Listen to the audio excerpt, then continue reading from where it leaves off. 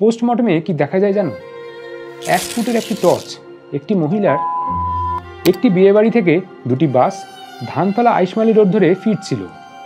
অনেকটা রাত তখন।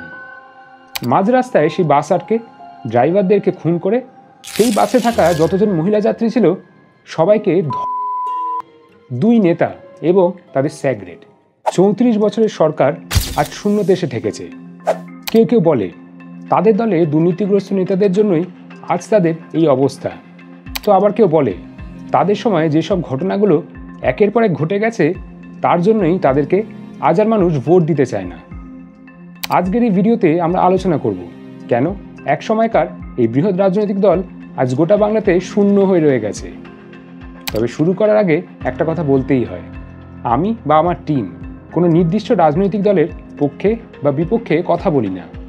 আমরা এই চ্যানেলের মাধ্যমে বর্তমান পরিস্থিতির কথা তুলে ধরতে চাই সাধারণ মানুষের কাছে, কারণ তারাই হলেন আসল বিচারক।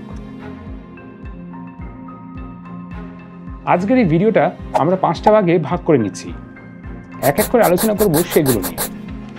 প্রথমেই আসি দুর্নীতির কথা নিয়ে। 2024 সালে দাঁড়িয়ে কোনো রাজনৈতিক দল প্রতিজ্ঞা করে বলতে পারবে না যে তাদের দলে কোনো দুর্নীতিগ্রস্ত নেতা নেই, সবাই সৎ। কেউ বলতে পারবে? পারবে না।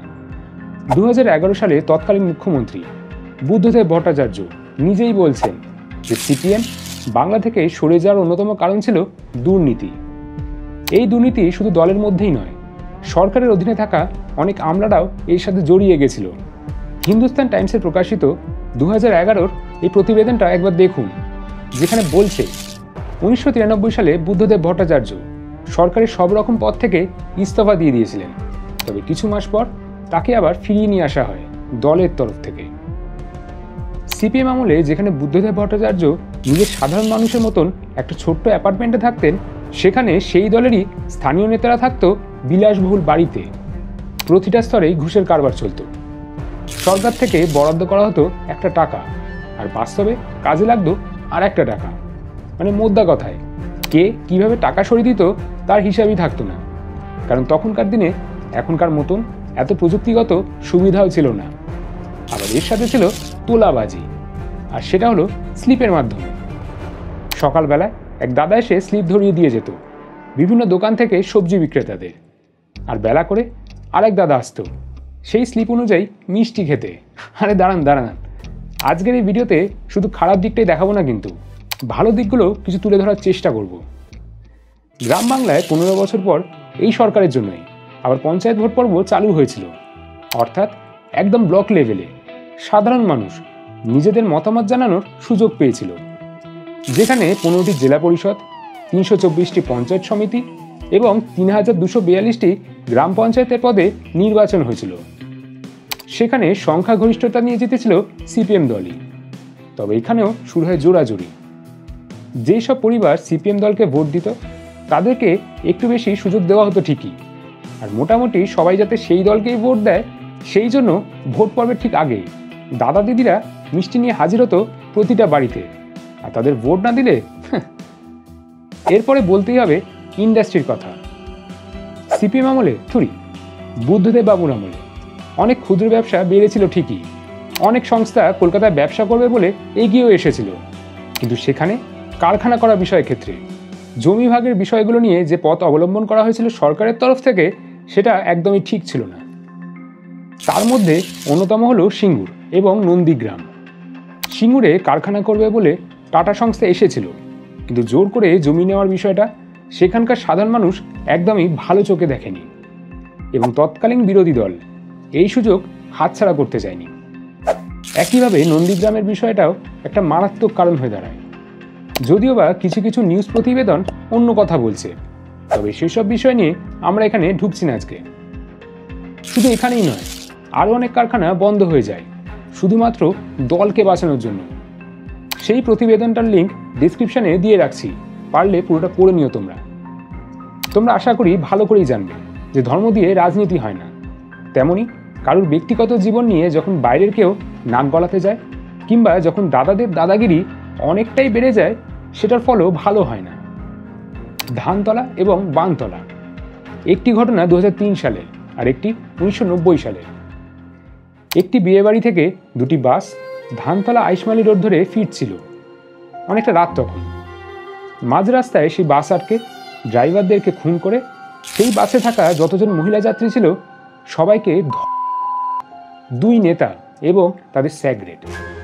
তোমরা জানলে অবাক হবে, সেই দুজন অভিযুক্তকে গ্রেফতার করা হলেও পরে তাদেরকে ছেড়ে দেওয়া হয়েছিল এবং সেই সব পরিবার আজও ন্যায় বিচার পায়নি। একই ঘটনা ঘটে বানতলাতে। একটি ভ্যাকসিনেশন ক্যাম্প থেকে 3 জন সরকারি মহিলা অফিসার একটি গাড়িতে করে ফিরছিলেন। বানতলার মোড়ের কাছে আসতেই তাদেরকে কিছু গুন্ডারা ধাওয়া করে। সেই গাড়ি নিয়ে পালাতে গিয়ে গাড়ি উল্টে যায় এবং ড্রাইভারকে গাড়ি থেকে নামিয়ে কিভাবে খুন করেছিল জানো? আমি আর বলছি না তোমাদের, এই প্রতিবেদনটা একবার দেখে নাও। তারপরে 3 জন সরকারি অফিসারকে 15 থেকে 16 জন পুরুষরা মিলে সামনের একটি মাঠে নিয়ে গিয়ে, হ্যাঁ এইটাই ছিল তখনকার আচ্ছা দিন। পোস্টমর্টমে কি দেখা যায় জানো? 1 ফুটের একটি টর্চ একটি মহিলার। আর এইসবের পরেও তৎকালীন মুখ্যমন্ত্রী জ্যোতি বসু কি বলেছিল জানো? এরকম ঘটনা তো হতেই থাকে। আর একটা ঘটনার কথা বলি, সাঁইবাড়ি। এই সাঁইবাড়ি সিপিএম দলকে সমর্থন না করে সমর্থন করেছিল কংগ্রেস দলকে, আর তার সাথে কিছু ব্যক্তিগত ঝামেলাও ছিল তাদের মধ্যে। 17 মার্চ 1970 সিপিএম দলের গুন্ডারা এই বাড়িতে হামলা করে এবং বাড়ির বড় ছেলের চোখ দুটোকে দিয়ে অন্ধ করে দেয় এবং বাকি 2 ভাইকে পরিবারের সামনেই খুন। এবং এই 3 ভাইয়ের বৃদ্ধা মায়ের সাথে কি করে জানো? তার 3 ছেলের রক্ত ভাতের সাথে মিশিয়ে সে 75 বছর বয়সী বৃদ্ধাকে খাই। এরপরে আরো অনেক কিছু আছে, তাই পুরোটা এখানে আর বলছি না। ডেসক্রিপশনে লিঙ্ক থাকবে, দেখে নিও তোমরা। আর এইরকম আরো অনেক ঘটনা রয়েছে, আনন্দমার্গী, রিজওয়ানুর রহমান, এই লিস্ট আর শেষ হবে না, যেখানে সরকার কোনো রকম সঠিক বিচার ব্যবস্থা না নিয়ে উল্টে সেই সব পরিবারের লোকেদেরকেই বিভিন্ন সময় হুমকি দিয়েছিল এবং হেনস্থাও করেছিল। সেই দিনগুলোর কথা আজকের তরুণ নেতা মন্ত্রীরা হয়তো ভুলে গেছে, কিন্তু গোটা বাংলার মানুষ ভুলতে পারেনি। তবে ওই যে সরকার চাইলেই তো সব করতে পারে, কিন্তু করবে কি করে? প্রশ্ন বারংবার ওঠে, আগে কি দল বড় নাকি আগে রাজ্য বা দেশের মানুষ? এই প্রশ্নের উত্তর যেমন তখন পাওয়া যায়নি, তেমন আজকের দিনে দাঁড়িয়েও পাওয়া যায় না। এরপরেই আসে ওল্ড পলিসি, অর্থাৎ পুরনো দিনের চিন্তাধারা। তোমরা জানলে অবাক হবে, এই সিপিএমের আমলেই প্রথমে কম্পিউটার প্রযুক্তি আসতে দেওয়া হয়নি এই বাংলাতে। কেন? কেউ কেউ বলে তারা স্রেফ কেন্দ্রে থাকা কংগ্রেস সরকারের বিরোধিতা করার জন্য এই সিদ্ধান্ত নিয়েছিল। তো কেউ আবার বলে যেটা সম্পূর্ণ বানানো কথা। তবে যাই হোক, এটা তো মানতেই হবে যে সেই সময় অনেক স্কুলেই ইংরেজি শিখতে দেওয়া হতো না। তার কারণ অবশ্য কী ছিল সেটা স্পষ্টভাবে আজও জানা যায়নি। মানুষ কি চায় আর চায় না, কোন সময় কি করলে ভালো হবে সেটা সিদ্ধান্ত নিতে নিতেই অনেকটা দেরি হয়ে যেত ওদের। রাস্তাঘাট, পানীয় জল, বিদ্যুৎ পরিষেবা কোনোটাই মারাত্মক ভালো অবস্থায় ছিল না, কোনো রকমে চলে যেত। আর এটা আমি নয়, যে কোনো মধ্যবয়স্ক ছেলে মেয়েদেরকে জিজ্ঞাসা করলেই উত্তর পেয়ে যাবে, সেটা গ্রাম হোক কিংবা শহর। এবার সবশেষে আসি হার না মানতে পারার মানসিকতা। আজ থেকে ঠিক 13 বছর আগে সিপিএম সরকার বদলে বাংলায় নতুন সরকার গঠন করেছিল মমতা বন্দ্যোপাধ্যায়ের তৃণমূল কংগ্রেস দল। এবং সেই থেকে আজ 2024 সাল অবধি সিপিএম দল যতবার যতগুলো নির্বাচনে হেরেছে, ততবার সোশ্যাল মিডিয়া হোক কিংবা টিভি মিডিয়ার সামনে এটাই বলে এসেছে যে সাধারণ মানুষ দুর্নীতিগ্রস্ত দলকেই বেছে নিয়েছে, তারা উন্নতি চায় না, ইত্যাদি ইত্যাদি। অর্থাৎ তারা নিজেরা কেন পরাজিত হচ্ছে বারবার সেটার দিকে বেশি চিন্তা না করে সাধারণ মানুষ কেন অন্য রাজনৈতিক দলকে ভোট দিয়েছে সেটা নিয়ে আলোচনা করে বেশি। এবং এই জিনিসটাই সাধারণ মানুষের কাছে একটা খারাপ বার্তা পৌঁছে দিয়েছে। তার কারণ তারা অতীতে যা যা কাজ করেছে সেটার থেকে বাংলার মানুষ এখনো বেরোতে পারেনি। সেই প্রশ্নের উত্তরগুলো কে দেবে, সেই বিচারগুলো আজ কে দেবে, সেই পরিবারের কথা আজ কে ভাববে? তবে এর সাথে সাথে কিছু প্রশ্ন উঠবেই উঠবে।